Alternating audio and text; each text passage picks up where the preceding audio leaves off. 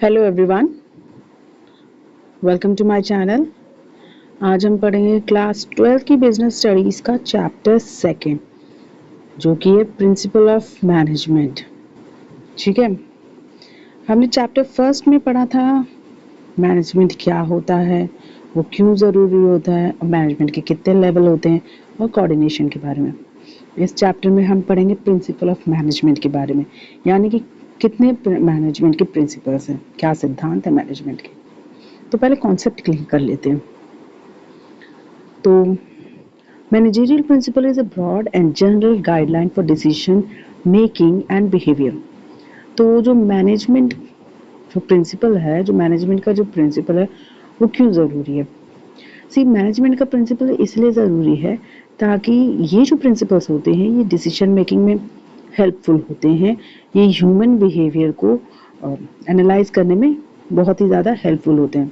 ठीक है, तो इसलिए कहा गया है कि ये जो मैनेजरियल प्रिंसिपल है ये बहुत ही ब्रॉड है। ठीक है, और एक बड़ी जनरल गाइडलाइन है जब हम कोई डिसीजन लेते हैं बिजनेस से रिलेटेड। तो ये हमको आंसर तो नहीं, सोल्यूशन तो नहीं प्रोवाइड करती, पर ये हमको एक गाइडलाइन देती है कि हम इस गाइडलाइन के बेसिस पे ऑर्गेनाइजेशन के लिए या फर्म के लिए डिसीजन ले सकते हैं। ठीक है, they have given the example also. For example, while deciding about promotion of an employee, one manager may consider seniority whereas the other may follow the principle of merits। तो इन्होंने एक एग्जांपल भी दिया है कि मैनेजमेंट जो principles of management है वो क्यों ज़रूरी है। ठीक है, ऐसा होता है कि सबका अपना अपना क्राइटेरिया होता है।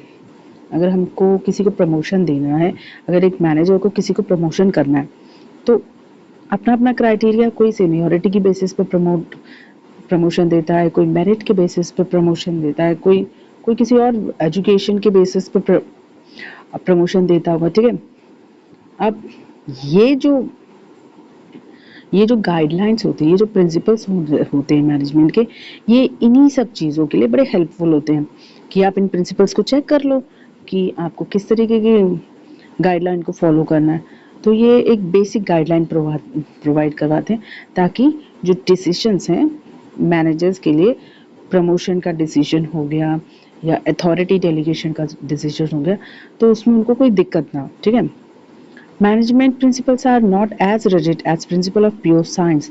They deals with human behavior and thus are to be applied creatively given the demand of the situation। तो जो मैनेजमेंट के जो प्रिंसिपल्स होते हैं, ठीक है, ये रिजिड नहीं होते हैं। रिजिड का मतलब है कि उसको ये कठोर, यानी कि रिजिड का मतलब होता है कि जो चेंज नहीं होते हैं। तो जो मैनेजमेंट के प्रिंसिपल हैं ये सिचुएशन के अकॉर्डिंग चेंज हो सकते हैं, लेकिन जो साइंस के प्रिंसिपल होते हैं वो रिजिड होते हैं। जो प्योर साइंस होता है वो रिजिड होता है, और वो रिजिड इसलिए होता है क्योंकि वो एक्सपेरिमेंट पे बेस होता है, वो फैक्ट्स पे बेस होता है। पर जो मैनेजमेंट के जो प्रिंसिपल्स होते हैं वो रिजिड इसलिए नहीं होते, और ये इन अदर वर्ड्स ये कह सकते हैं मैनेजमेंट के जो प्रिंसिपल हैं वो फ्लेक्सिबल होते हैं। वो फ्लेक्सिबल इसलिए होते हैं क्योंकि जो मैनेजमेंट के प्रिंसिपल्स होते हैं वो ह्यूमन बिहेवियर के साथ डील करते हैं। ठीक है, अब यू मे नॉट नो, आपको कभी पता नहीं चलेगा कि ह्यूमन बिहेवियर कौन सी सिचुएशन में किस तरीके से रिएक्ट करे। तो जब किसी तरीके की सिचुएशन होती है तो ज़रूरी नहीं कि एक ही तरीके का प्रिंसिपल अप्लाइड होगा, वहाँ पे प्रिंसिपल को चेंज करना पड़ता है। जिस तरीके की सिचुएशन है, जिस तरीके की सिचुएशन से डील करना है, तो जो प्रिंसिपल है उसको थोड़ा सा चेंज करके उस सिचुएशन पे अप्लाई करना पड़ता है। तो नेक्स्ट पॉइंट है, all the principle have to keep pace with technological changes. Yes, अब मैनेजमेंट के प्रिंसिपल हैं, जैसे जैसे टेक्नोलॉजी चेंज होती है वैसे वैसे मैनेजमेंट के प्रिंसिपल्स हैं उसको भी चेंज होने की ज़रूरत होती है। अब दे हैव गिवन द एग्जांपल, एक एग्जांपल के ले लीजिए कि आईसीटी है। पहले आईसीटी में बहुत सारे एम्प्लॉयज़ हैं, बहुत सारे मैनेजर्स हैं, राइट। अब वो सारे मैनेजर्स, अब वो जो मैनेजर्स हैं वो इतने सारे एम्प्लॉय से एक साथ तो इंटरेक्ट नहीं कर सकते ना। तो व्हाट दे वांट, अब हर अपने सबॉर्डिनेट से इंटरेक्शन की ज़रूरत होती है, उनको गाइडलाइन देने की ज़रूरत है। तो ये लोग क्या करते हैं, ये लोग टेक्नोलॉजी का यूज़ करते हैं। ये लोग प्रेस कॉन्फ्रेंस का, ये क्या बोलते हैं, कॉन्फ्रेंस रूम का यूज़ करते हैं, जहाँ पे ये लोग ऑनलाइन बैठे बैठे अपने जो सबॉर्डिनेट्स हैं उन पे नज़र रखते हैं, उनको गाइडलाइन देते हैं, उनको इंस्ट्रक्ट करते हैं, उनको टास्क देते हैं। तो जो प्रिंसिपल्स हैं ठीक है, वो कहीं ना कहीं टेक्नोलॉजी के साथ चेंज हो रहे हैं। पहले टाइम पे क्या होता था, जो मैनेजर्स हैं वो पर्सनली लोगों के पास जाते थे, उनको समझाते थे गाइडलाइन। अब क्या होता है, अब आपको किसी को गाइडलाइन देना है, किसी को समझाना है, किसी को इंस्ट्रक्ट करना है, किसी को टास्क प्रोवाइड करना है, तो आप इजीली ऑनलाइन टास्क प्रोवाइड करते हैं। तो मैनेजर के प्रिंसिपल भी टेक्नोलॉजी के साथ चेंज होते रहते हैं। The principle of management should be distinguished from technique of management. Now जो मैनेजमेंट के प्रिंसिपल हैं उस वो टेक्निक ऑफ मैनेजमेंट से अलग हैं। प्रिंसिपल्स अलग होते हैं, टेक्निक अलग होते हैं। प्रिंसिपल सिद्धांत होता है और टेक्निक होता तरीका। ठीक है, अब टेक्निक जैसे कि एक तरीके का प्रोसीजर है जहाँ पे कई एक सीरीज स्टेप बाय स्टेप्स, मतलब एक पर्टिकुलर गोल अचीव करने के लिए स्टेप्स, नंबर ऑफ स्टेप्स लेने पड़ते हैं, तब आप टेक्निक यूज़ करते हैं गोल अचीव करने के लिए। बेसिकली जो टेक्निक्स हैं वो एक मेथड होते हैं, वो एक प्रोसीजर होते हैं जिसके ज़रिए हम एक ऑर्गेनाइजेशन को गोल को अचीव करते हैं। लेकिन जो प्रिंसिपल्स होते हैं वो गाइडलाइंस होती हैं, वो एक गाइडलाइन होती है, वो बताती हैं कि हमको इसी गाइडलाइन को फॉलो करके गोल को अचीव करना है।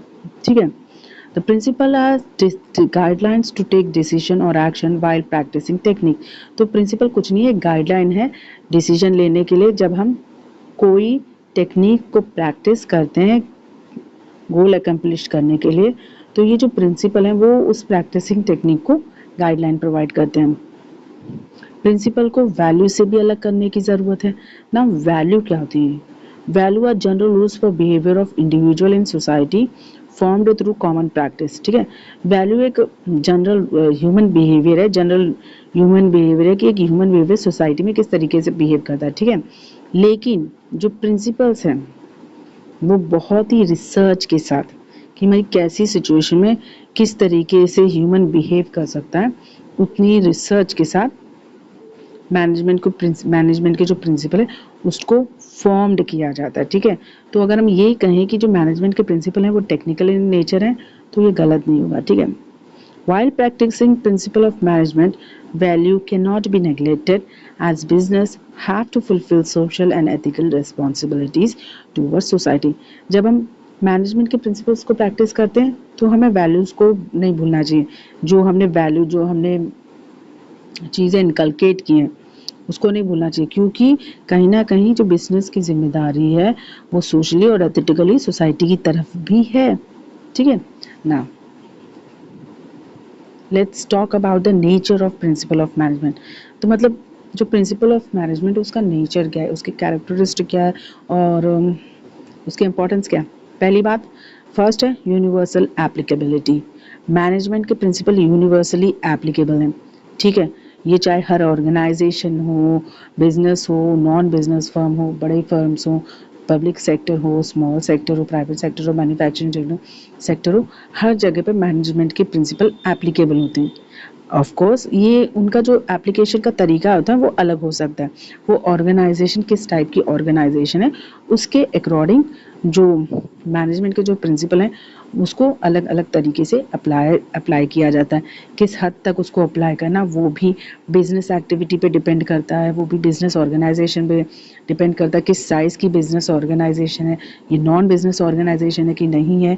तो ये सब चीज़ इस बात पर डिपेंड करती है कि जो मैनेजमेंट का जो यूनिवर्सल जो मैनेजमेंट के प्रिंसिपल का जो एप्लीकेशन है, जो मैनेजमेंट प्रिंसिपल है वो किस तरीके से अप्लाइड हो। लेकिन ये यूनिवर्सली अप्लाइड है, चाहे आप ऐसे अप्लाई करिए चाहे वैसे अप्लाई करिए। सेकंड पॉइंट है कि ये जनरल गाइडलाइंस हैं, ये आपको एक स्ट्रिक्ट डिसीजन नहीं देंगी। ठीक है, ये आपको एक गाइडलाइन प्रोवाइड करती हैं, ये आपको मार्गदर्शन प्रोवाइड करती हैं कि ठीक है आप इस प्रिंसिपल्स को फॉलो करके पर्टिकुलर सिचुएशन में किस तरीके के डिसीजन लेने चाहिए आप वो कर सकते हैं। मतलब अगर पर्टिकुलर प्रॉब्लम कोई सडन प्रॉब्लम रेज हो रही है तो आप इस गाइडलाइन के ज़रिए मैनेजमेंट प्रिंसिपल के ज़रिए आप फैसला ले सकते हैं, आपको किस तरीके के फैसले लेने चाहिए। So the principles are guideline to action but do not provide remedy. तो वो वो एक्शन तो ले सकती पर एक रेमेडी नहीं प्रोवाइड कर सकती, ठीक है। Straight jacket solution to all manager problem, this is so because real business situation are very complex and dynamic and are result of many factors. तो इनका कारण क्यों है कि ये रेमेडी क्यों नहीं प्रोवाइड कर सकती। हाँ, ये एक एक सोल्यूशन का एक रास्ता दे सकती है कि भाई ये मैनेजरियल प्रॉब्लम, तो सोल्यूशन का रास्ता दे सकती है पर एक गाइडलाइन, पर एक रेमेडी नहीं प्रोवाइड कर सकती। क्यों? इसका सबसे बड़ा कारण है कि जो रियल लाइफ में जो बिजनेस होते हैं वो बड़े डिफिकल्ट होते हैं, ठीक है। क्यों? क्योंकि जब आप प्रिंसिपल तो बना लेते लेकिन आपको सबसे ज़्यादा डील करना पड़ता है कि फैक्टर्स, बहुत सारे फैक्टर्स आ जाते हैं जब आप डील करने के लिए बैठते हैं। प्रोडक्शन हो गया, फिर परचेजिंग, फिर ह्यूमन बिहेवियर, फिर फाइनेंस, इन सब फैक्टर्स को ध्यान में रख के आपको कोई डिसीजन लेना पड़ता है, ठीक है। Next point is formed by practice and experiment. जैसे कि साइंस के प्रिंसिपल्स जो होते हैं वो कई प्रैक्टिस, कई एक्सपेरिमेंट के बाद बनते हैं, वैसे ही जो मैनेजमेंट के प्रिंसिपल्स होते हैं वो भी कई एक्सपीरियंस और कई प्रैक्टिसेस के बाद बनते हैं, ठीक है। नाउ अब यहाँ पे क्या होता है कि एक मैनेजर, सपोज मैं आपको एक एग्जांपल दे दूँ, एक मैनेजर है वो अपने एम्प्लॉयज़ को देखता है और उसको ऑब्जर्व करता है कि अच्छा ये एम्प्लॉय इस तरीके से बिहेव करता है पर्टिकुलर सिचुएशन में, वो एम्प्लॉय है वो उस तरीके से बिहेव करता है पर्टिकुलर सिचुएशन। तो वो क्या कर रहा होता है, वो एक्सपेरिमेंट कर रहा, ठीक है, सॉरी, वो उनको ऑब्जर्व कर रहा होता है, ठीक है। अब वो फिर बाद में जब सर्टन सिचुएशन रेज होती है तो वो जैसे उसने अपने एम्प्लॉयज़ को देखा है तो वो उनके बिहेवियर के अकॉर्डिंग उन पर उनके डिसीजंस लेता है, ठीक है। तो जो मैनेजमेंट प्रिंसिपल हैं उनमें भी प्रैक्टिस की ज़रूरत होती है, उनमें भी एक्सपेरिमेंट्स की ज़रूरत होती है और उसी के बाद प्रिंसिपल फॉर्म होकर निकलते हैं, ठीक है। फ्लेक्सिबल, जो मैनेजमेंट प्रिंसिपल होते हैं वो फ्लेक्सिबल होते हैं, वो सिचुएशन के साथ चेंज हो सकते हैं, तो they give manager enough discretion to do so. Moreover, individual principles like different tools serving different purpose, the manager has to decide which tools to use under what circumstances. क्या होता है, individual जो होते हैं वो अलग अलग तरीके के टूल यूज़ करते हैं, मतलब अलग अलग तरीके के अलग अलग तरीके यूज़ करते हैं अलग अलग पर्पस को अचीव करने के लिए। तो ये मैनेजर के ऊपर डिपेंड करता है कि वो किस तरीके के टूल्स को यूज़ करेगा किस तरीके की सिचुएशन पे। तो ज़रूरी नहीं है कि जो प्रिंसिपल हैं वो रिजिड हो, प्रिंसिपल को सिचुएशन के हिसाब से, यहाँ पे जो मैनेजमेंट प्रिंसिपल्स होते हैं उनको सिचुएशन के हिसाब से चेंज होने की, मॉडिफाइड करने की ज़रूरत होती है, क्योंकि सिचुएशन किस तरीके की डिमांड कर रहा है वो प्रिंसिपल्स में नहीं लिखा है। प्रिंसिपल सिर्फ आपको गाइडलाइन प्रोवाइड कर रहे, वो सिर्फ आपको ये बता रहे कि अच्छा ऐसे सिचुएशन अगर हो रही है तो आप मे बी इस गाइडलाइन के ज़रिए आप डिसीजंस ले सकते हैं। तो इट्स सिंपल कि जो प्रिंसिपल्स हैं, मैनेजमेंट के जो प्रिंसिपल्स हैं वो गिवन सिचुएशन के अकॉर्डिंग चेंज हो सकते हैं। आप ऑब्वियस सी बात है, आप थोड़ा सा पार्ट उसका ले सकते हैं। मेनली बिहेवियरल, तो मैनेजमेंट प्रिंसिपल जो है वो मेनली ह्यूमन बिहेवियर से इन्फ्लुएंस होता है। क्यों? क्योंकि जो मैनेजमेंट प्रिंसिपल है वो ह्यूमन बीइंग से डील करता है, तो obviously it will going to influence by the human behaviour. Therefore, principles of management are mainly behavioral in nature. Moreover, principles enable a better understanding of relationship between human and material resources in accomplish organizational purpose. तो जो management principal हैं वो एक बहुत बढ़िया understanding या एक better understanding, एक बड़ा अंडरस्टैंडेबल रिलेशनशिप क्रिएट करते हैं ह्यूमन और मटेरियल रिसोर्सेज के बीच में। अब ये अंडरस्टैंडिंग जो ह्यूमन और मटेरियल रिसोर्सेज के बीच में क्रिएट की जाती है वो कहीं ना कहीं ऑर्गेनाइजेशनल गोल को अचीव करने के मकसद से की जाती है। तो जो फर्स्ट ऑफ ऑल जो मैनेजमेंट प्रिंसिपल है वो ज़्यादातर ह्यूमन बिहेवियर से डील करता है, तो इसलिए ये इसका जो नेचर है वो ज़्यादातर बिहेवियरल नेचर है, ठीक है। क्यों? क्योंकि ये जो प्रिंसिपल है कहीं ना कहीं ह्यूमन और मटेरियल रिसोर्सेज के बीच में एक रिलेशनशिप इस्टेब्लिश करता है जो कि ऑर्गेनाइजेशनल गोल को अचीव करने पे हेल्पफुल होती है। Cause and effect relationship, the principles of management are intended to establish relationship between cause and effect so that they can be used in similar situation in a large number of cases.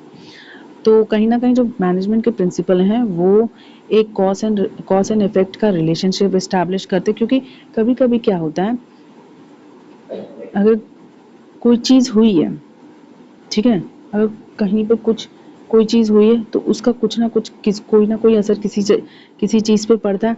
अगर production कम हुआ है तो उसका असर sales पे पड़ता है। तो ये कॉज एंड रिलेशन है। अगर सेल्स कम हो रही है तो उसका असर फाइनेंस पे पड़ता है, ठीक है। तो कहीं ना कहीं ये जो कॉज एंड इफेक्ट्स का रिलेशनशिप है, मैनेजमेंट प्रिंसिपल इसलिए इस्टेब्लिश करता है क्योंकि अगर इसी तरीके की सिचुएशन दोबारा अकर होती है तो वो इसी तरीके की प्रिंसिपल्स को वहाँ पे अप्लाई कर सकता है। मान लो कि अगर सेल्स लो है तो उसकी वजह क्या है, उसका इफेक्ट कहाँ पे पड़ रहा है, right. Next is contingent. The application of principal management is contingent or dependent upon a prevailing situation at a particular point of time. The application of principle has to be changed as per requirement. Same thing again वही चीज़ बोली जा रही है कि जो management के जो principles हैं वो सिचुएशन के अकॉर्डिंग चेंज होते हैं, वो सिचुएशन के अकॉर्डिंग डिपेंड करते हैं, ठीक है। अगर जो जो मैनेजमेंट के प्रिंसिपल हैं वो रिक्वायरमेंट के अकॉर्डिंग एप्लीकेबल होते हैं, किस पर्टिकुलर सिचुएशन में किस तरीके की रिक्वायरमेंट, उसके अकॉर्डिंग मैनेजमेंट के प्रिंसिपल को चेंज करके उसको अप्लाई किया जाता है। सेम थिंग आप जितनी बार पढ़ेंगे आप वही सब चीज़ पढ़ेंगे कि मैनेजमेंट का जो प्रिंसिपल है वो फ्लेक्सिबल इन नेचर है, वो सिचुएशन के अकॉर्डिंग चेंज होते हैं, उनको गिवन सिचुएशन के अकॉर्डिंग अप्लाइड किया जाता है। ह्यूमन बिहेवियर गिवन सिचुएशन में किस तरीके से रिस्पॉन्ड करेगा उसके अकॉर्डिंग उसको चेंज किया जाता है, क्योंकि ह्यूमन बिहेवियर अनप्रेडिक्टेबल है तो उसके अकॉर्डिंग उसको एवरीथिंग इज सेम, ठीक है। यहाँ पे सिर्फ चेंज है, ठीक है। Let's move on to the significance of principle की प्रिंसिपल मैनेजमेंट के इंपॉर्टेंस क्या है, मैनेजमेंट प्रिंसिपल क्यों इंपॉर्टेंट है, उसके सिग्निफिकेंस क्या है। फर्स्ट ऑफ ऑल, पहली बात, मैनेजमेंट प्रिंसिपल एक इंसाइटफुल रियलिटी प्रोवाइड करता है मैनेजर्स को, providing manager with useful insight into reality. The principle of management provide the manager the useful insight into real world situation. जो management का principal है वो एक दूरदर्शी दिखाता है कि मतलब एग्जैक्टली रियल वर्ल्ड सिचुएशन किस तरीके से वर्क ऑन करती है, ठीक है। Entering to these principles will add to their knowledge, ability and understanding of managerial situation and circumstances. It will also enable manager to learn from past mistake and conserve time by solving recurring problem quickly. तो ये एक insight यानी कि अंदर exactly management principal managers को ये reality check करवाता है। कैसे रियलिटी चेक करवाता है, क्योंकि मोस्ट ऑफ द टाइम जो बिजनेस में जो प्रॉब्लम्स होती हैं उस इशू को सॉल्व कैसे किया गया, किस तरीके से सॉल्व किया गया, क्या टेक्निक यूज़ की गई है पर्टिकुलर सिचुएशन को सॉल्व करवाने के लिए। तो इस तरीके की जो नॉलेज होती है, ठीक है, इस तरीके की जो नॉलेज होती है, इस तरीके की जो एबिलिटी होती है, ठीक है, वो चीज़ एक मैनेजर को समझने की ज़रूरत होती है कि अच्छा इस तरह, ताकि वो फ्यूचर में अगर इसी तरीके की कोई सिचुएशन अकर हो, अगर इसी तरीके के कोई सर्कमस्टांसेस बने तो मैनेजमेंट फटाफट, ठीक है, फटाफट पास्ट मिस्टेक को देख के उससे सीख के और प्रेजेंट मिस्टेक को सॉल्व कर सके, ठीक है। तो कहीं ना कहीं मैनेजमेंट जो रियलिटी है उसको दर्शाती है। मैनेजमेंट के जो प्रिंसिपल हैं वो जो रियलिटी है, जो पास्ट में क्या हो चुका है, पास्ट में किस तरीके की मिस्टेक्स हो गई हैं, उनको किस तरीके से सॉल्व करना चाहिए, वो इस तरीके के इंसाइट को प्रोवाइड करवाती है। Optimum utilisation of resources and effective administration. By optimum use, we means that the resources should be put to use in such a manner that they should give maximum benefit with minimum cost. Principle equip the managers to foresee the cause and effect relationship of their managers, of their decisions and actions. तो ना optimum utilisation of resources, कहीं ना कहीं management के जो principal है उसकी help से हम जो हमारे पास जो पर्टिकुलर रिसोर्स हैं उसको प्रॉपर्ली यूटिलाइज कर सकते हैं, मिनिमम कॉस्ट में उस रिसोर्सेज का मैक्सिमम बेनिफिट उठा सकते हैं। कैसे? ये जो प्रिंसिपल्स होते हैं ये कहीं ना कहीं जो मैनेजर्स हैं उनको जो कॉज एंड इफेक्ट जो रिलेशनशिप है उसके संदर्भ में उसको ध्यान में रख के मैनेजर्स डिसीजंस लेते हैं, एक्शन लेते हैं और इस तरीके से डिसाइड करते हैं कि जो पर्टिकुलर रिसोर्सेज उनके हाथों में उसको किस तरीके से यूटिलाइज करें, कितने मैक्सिमम कितने ऑप्टिमम तरीके से यूटिलाइज करें ताकि जो कॉस्ट है वो रिड्यूस हो सके। Next is scientific decisions. Decision must be timely, realistic, subject to measurement and evaluation. Management principle helps in thoughtful decision making. They emphasize logic rather than blind faith. तो जो management principles होते हैं वो help करते हैं decision making में, ठीक है। क्यों? क्योंकि जो मैनेजमेंट प्रिंसिपल्स होते हैं वो लॉजिकल बेस पे डिपेंड होते हैं। ये कोई ब्लाइंड फेथ नहीं है। क्यों? क्योंकि यहाँ पे एक्सपेरिमेंट्स होते हैं, इवैल्यूएशन किए जाते हैं, लोगों के परफॉर्म को इवैल्यूएशन किया जाते हैं, लोगों के एक्सपीरियंस को काउंट किया जाता है, उन पे एक्सपेरिमेंट्स होते हैं, उन पे प्रैक्टिस किए जाते हैं कि भाई इस किस तरीके के प्रिंसिपल को कैसे अप्लाइड किया जाता है। तो जो कहीं ना कहीं जो मैनेजमेंट के प्रिंसिपल हैं वो कहीं ना कहीं लॉजिकल बेस पे डिपेंड है। Meeting changing environment requirement, again same thing कि जिस तरीके से जिस तरीके से एनवायरमेंटल सिचुएशन चेंज होती है उसी तरीके से मैनेजमेंट प्रिंसिपल भी चेंज होते हैं। और management although the principles are in the nature of general guideline but they are modified and such help manager to meet changing requirement of the environment. Again they are going to say same thing कि according to environment के according जो management principles हैं वो change होते हैं। और ये जो मैनेजमेंट प्रिंसिपल हैं जो एनवायरनमेंट के अकॉर्डिंग, एनवायरनमेंट के रिक्वायरमेंट के अकॉर्डिंग चेंज होते हैं, ये एक पर्टिकुलर गाइडलाइन प्रोवाइड करते हैं मैनेजर्स को कि आपको कब कैसे किस हिसाब से चेंज करना है। Last is fulfilling social second last is fulfilling social responsibility. कहीं ना कहीं जो मैनेजमेंट है, मैनेजमेंट प्रिंसिपल का काम है लोगों के बीच में अवेयरनेस क्रिएट करना, business specially limited companies to fulfil their social responsibility. तो मैनेजमेंट प्रिंसिपल का जो नेचर है वहाँ पर वो लोगों के बीच में अवेयरनेस, पहली बात तो लोगों के बीच में एक अवेयरनेस क्रिएट करना होता है। और जो बिजनेसेस होते हैं उन स्पेशली जो लिमिटेड कंपनीज होती हैं उनको इस बात का एहसास दिलाना कि उनकी अपनी सोशल रिस्पॉन्सिबिलिटीज़ हैं। तो जो मैनेजमेंट जो प्रिंसिपल है वो ना कि क्या बोलते हैं ऑर्गेनाइजेशनल गोल के इर्द गिर्द बनते हैं, बट ये जो सोशल रिस्पॉन्सिबिलिटीज़ हैं बिजनेस की उनके चारों तरफ भी बनती हैं। तो जो मैनेजमेंट जो प्रिंसिपल्स हैं वो